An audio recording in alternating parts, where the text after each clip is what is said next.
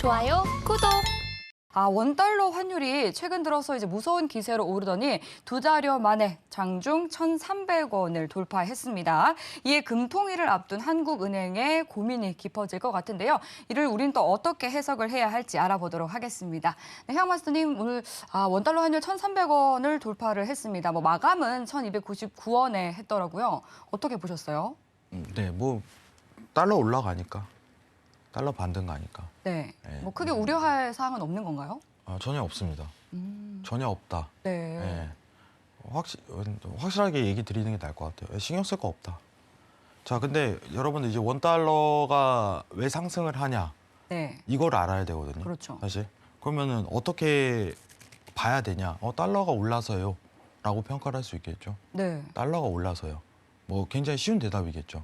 달러가 오르니까 원달러가 오르는 거죠. 네. 좀 차트를 좀 보면서 좀 설명을 드리도록 할게요. 자, 이거 정확하게 얘기를 하면 원달러가 아니라 이제 달러 원 차트예요. 좀 이거 표기를 바꾸겠습니다. 달러 원 차트. 자, 원래는 이게 뒤집혀야 돼요.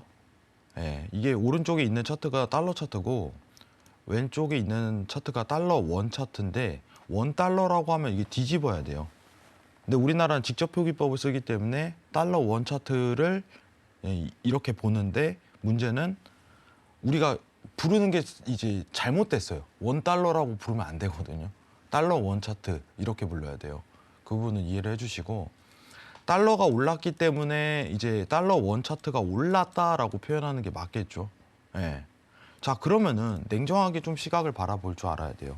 지금 달러가 왜 올랐을까요? 여러분들. 달러가 왜 오를까요?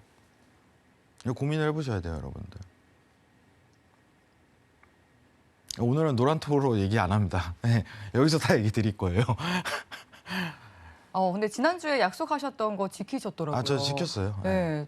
근데 이제 보니까 이거 얘기하고 퇴근하시면서 집중을 해야 되니까. 네, 좋습니다. 바로 이어서 제가 방해하지 않겠습니다. 네네. 지금 여러분들이 아셔야 되는 건 뭐냐면은 예. 여러분들 지금 달러가 여러분들 정확하게 여기서 얘기 드릴게요. 자, FMC에 대한 부분이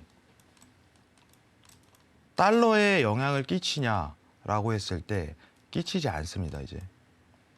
이거 정확히 이해해야 돼요, 여러분들. 지금 달러 차트를 움직이는 건 FMC가 아닙니다. FMC가 아니에요, 여러분들. 달러 차트를 움직이는 건 지금 20이랑 BOJ예요. 그렇군요. 네. 이거를 이해를 해야 돼요. 자, 더 이상 페드에 대한 통화 정책은 달러에 대한 변동성을 요인을 자극하지 않는다. 이제 베이스를 깔고 가야 돼요. 왜냐? 통화 정책에 대한 급격한 다변화를 이룰 수 없기 때문이에요. 저희가 항상 여기서 얘기하는 게 페드가 종착지 다 왔다고 얘기를 하죠. 여기 계신 분들 어느 정도 다 이해를 하실 거예요. 다음 달에 25bp 올리고 그리고 한 6월쯤에 25bp 올리고 마무리될 가능성이 굉장히 높겠네 라고 판단을 하는 거죠. 근데 20이랑 BOJ 같은 케이스는 어떻게 되고 있냐면은 지금 엄청나게 지금 가속을 밟고 있죠. 자, 22가 이번에 50bp 올렸는데 다음에도 50bp 올리겠답니다. 자, BOJ 상황은 어떨까요? BOJ 상황은 여러분들. 자, BOJ는 지금 어떤 상황이에요? 통화 정책이 아직도 양적 완화를 하고 있죠. YCC를 아직 철회하지 않고 돈을 뿌리고 있는 상황이에요. 근데 지금 우에다 총재가 지명이 됐죠? 최근에. 이번 주 신세계 보신 분들 아실 거예요. 이 사람이 어떤 사람이냐?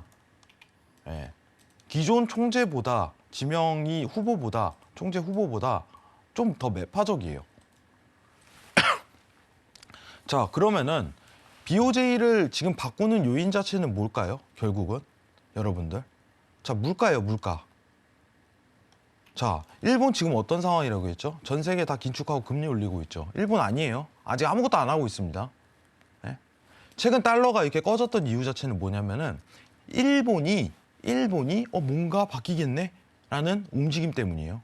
왜냐? 지금 물가 때문에. 지금 이 물가가 긴축으로 넘어가야 되는 정도에 대한 물가인데 아무것도 안 하고 있는 거예요. 일본은. 문제가 많죠, 여러분들. 굉장히 많습니다. 자, 그럼 우리는 이거를 좀 더 기회로 살려야겠죠.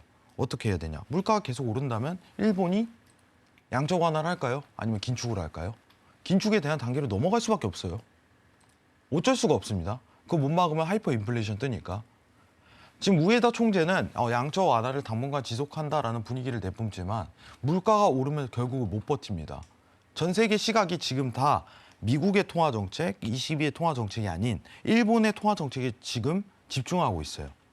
신세계에서 왜 자꾸 일본 이야기를 자꾸 하냐면, 자, 거의 다 이제 마무리되는 분위기, 끝나는 분위기, 캐나다 끝나고 이제 미국도 마무리되고 이제 ECB도 그런 얘기가 조금씩 나오는데, 얘는 정반대예요.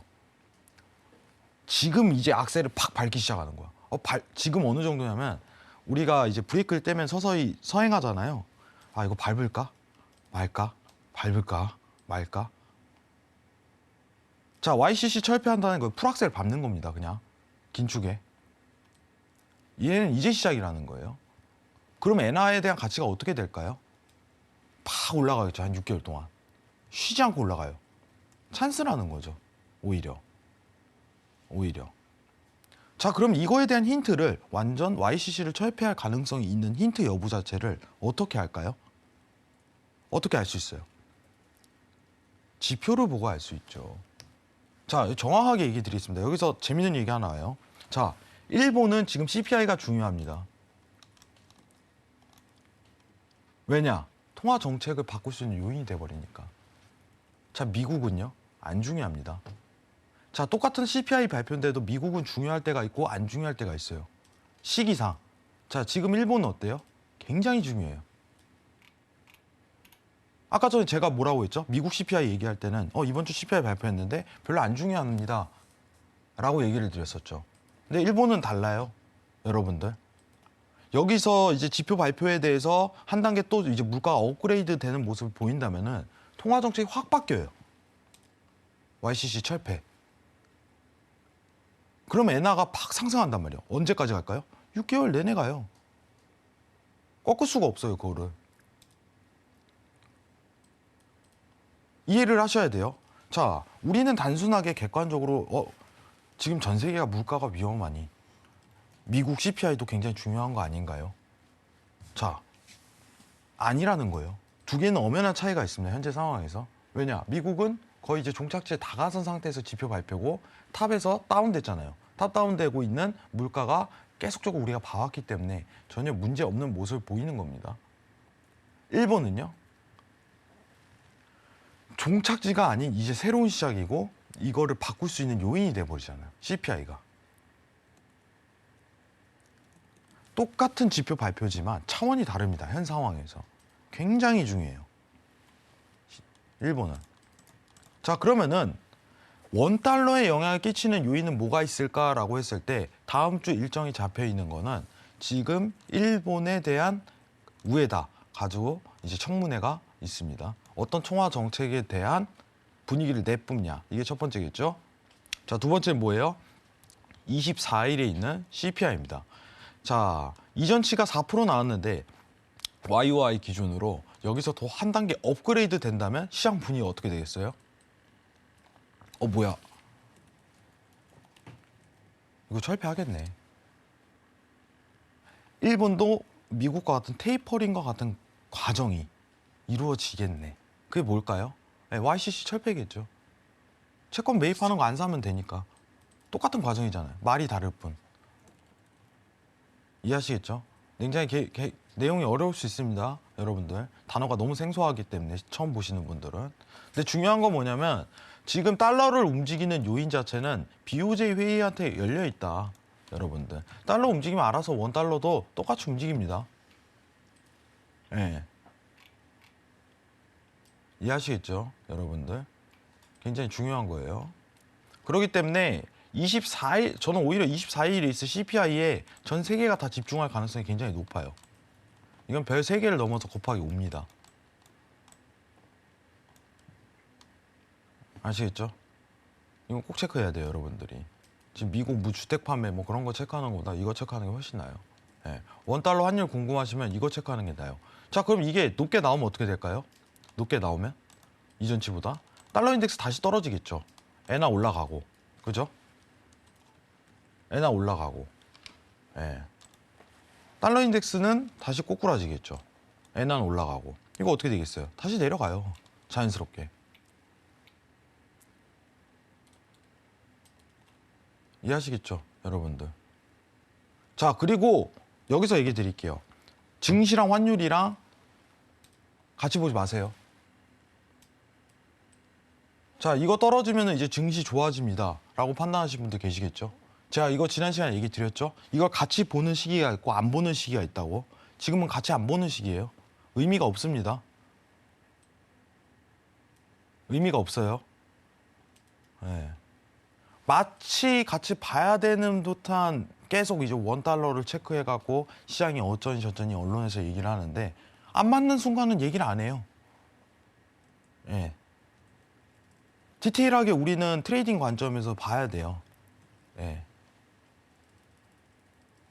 계속 똑같은 얘기를 반복합니다. 직접 봐야 돼요. 자기가 차트 보고. 진짜 안 맞네? 실제로. 앞으로도 그럴 거예요. 왜냐? 지금 양적 완화에 대한 단계가 아니기 때문에 이게 맞물릴 수가 없어요. 맞물릴 수가. 통화 정책 하나로 어떻게 보면 일관성 있게 환율이 변동을 하고 그 다음에 증시가 변동하는 요인이 각각 다르다고 했죠. 근데 통화 정책이 세게 나가면은 하나로 맞물리면서 마치 같이 움직이는 것처럼 보인다. 이 구조적인 이해를 지난 시간에 제가 해드렸어요.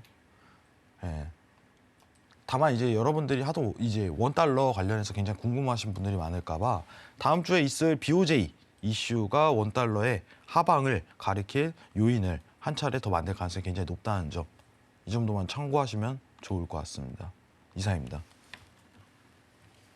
네, 저는 근데 좀 궁금한 사항이 있는 게요. 이 달러에 대한 미국 연준, 그러니까 FOMC 회의의 영향력이 이제 제한적일 것이고 앞으로 BOJ와 ECB가 결정력을 가진다라고 짚어주셨는데 전 최근에 달러가 오른 것이 CPI라든지 PPI, 이제 미국의 1월 그 경제 지표가 나왔잖아요.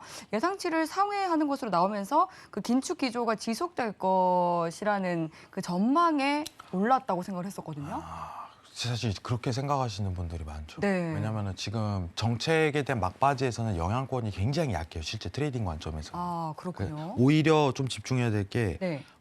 이번에 우에다 총재가 이제 지명이 되고 네. 그리고 나서 양적 완화 지속할 거야 그 발언 자체가 굉장히 세게 와닿았어요.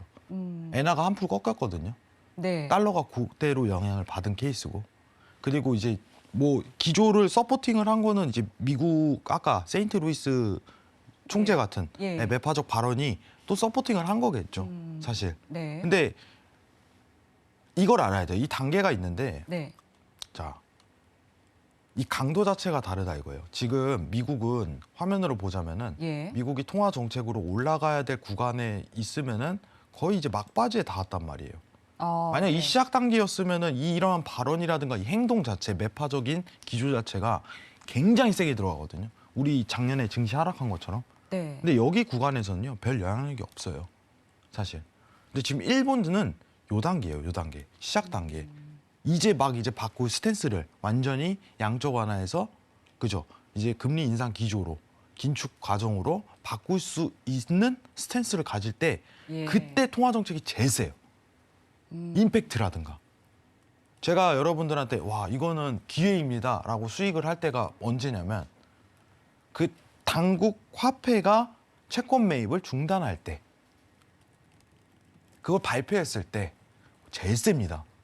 그때 무조건 수익 내야 돼요. 그때. 자 예시로 샘플링으로 들으면 달러 인덱스 언제 했어요? 테이퍼링 할 때. 여기죠. 여기서부터 이제 스타트 라인 팍 끊어버리는 거예요. 여기가 제일 세요. 이때가. 왜냐? 이때 테이퍼링 발표했잖아요. 자, 22도 똑같습니다. 22 테이퍼링 하면 똑같이 올라가요. 자, 이거 누구 차례예요, 지금? 엔화 할까 말까 고민하는 단계다. 현 상황이. 그럼 확실하게 딱 이걸 하려면 어떻게 해야 돼요? 이거 치고 올라가려면. YCC 철폐를 해야 되는데 그때 보는 지표가 뭐예요? 물가예요, 물가. 자, 미국은 제가 물가 안 봐도 된다고. 괜찮습니다. 이거 시장에 대한 방향성을 겨루지 않습니다. 근데 일본은요, 물가가 방향성을 바꾸는 거예요. 왜냐? 이거 올라버리면 이제 통화 정책 바꿔버리니까. 결국은 지금 그 중앙은행에 대한 통화 정책을 바꾸냐 안 바꾸냐에 대한 그게 제일 중요한 거예요. 근데 미국 바꾸냐 이거예요. 못 바꿔요. 뭐 올려봤자 25bp 올리죠 앞으로. 굉장히 이 스탠스 자체가 0%에서 우리가 지금 5%까지 올렸는데 5%, 5.25, 5.5 다 왔어요. 끝자락에서 지금 25bp 이거는 영향이 굉장히 미비하다는 거예요. 시장에. 근데 일본은 뭐예요? 이제 시작하려고 바닥에서 막 꿈틀대고 있어. 여기서 꿈틀대요. 강도가 남다르다 이거예요. 힘이 가속에 대한 상태가. 일본 걸 봐야 돼요 지금. 여러분들 아시겠죠? 지금 전 세계가 일본이 구로다 총재 다음에 누가 총재로 올까 막 집중하고 과연 얘는 어떤 성향을 갖고 있을까. 자, 일본은 물가가 어떨까? 왜 집중할까요? 남들은 다 이제 통화정책 거의 소멸식인데 얘만 이제 생성식이잖아. 분위기가 달라요. 여기 집중해야 돼요. BOJ에 참고하시면 됩니다. 아시겠죠? 뭐 달러원도 마찬가지. 어차피 달러 움직이면 달러원 차트 자체도 똑같이 움직이기 때문에 이 형태 자체에서 BOJ를 보고서 방향성을 결정할 요인이 굉장히 강하다고 생각을 해요. 지금 달러는 더 떨어질 가능성이 굉장히 높습니다. 현재로서는. 왜냐? BOJ가 물가만 올라가면은 할 가능성이 높으니까.